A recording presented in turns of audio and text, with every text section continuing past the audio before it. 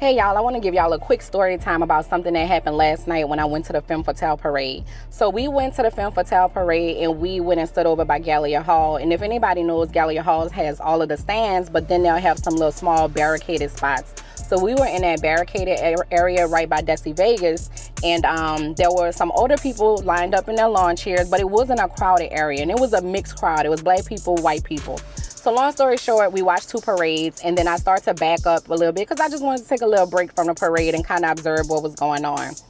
When I back up, like maybe 10 minutes later, I see like a group of older black people come up. They had to be about in their 60s, and they're walking up, and it's kind of like something seemed a little off about them from where I was standing, because they instantly started walking up and they started like crowding people. And this wasn't like a crowded area, so they're literally like all on people.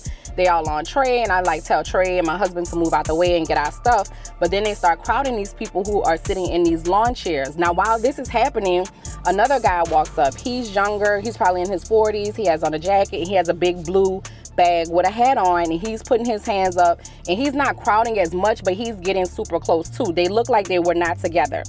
But I'm observing, and I just keep seeing these people pushing and pushing, and they're like they're all on these people that are sitting in these lawn chairs, and some kids from Wisconsin, they all on them.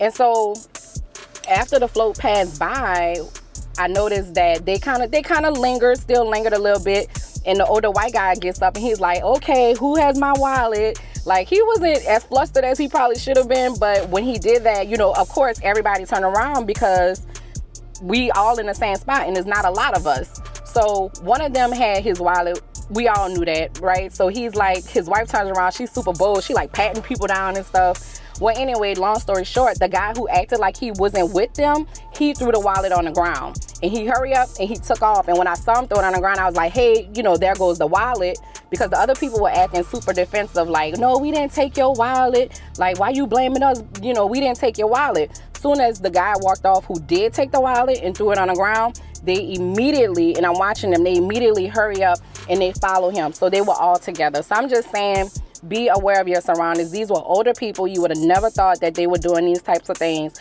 but they definitely target those people. I know them people who was from Wisconsin probably got on the first plane this morning because they was spooked and they probably went back home. So watch what you're doing out there for Mardi Gras, y'all. It's never the people that you really expect.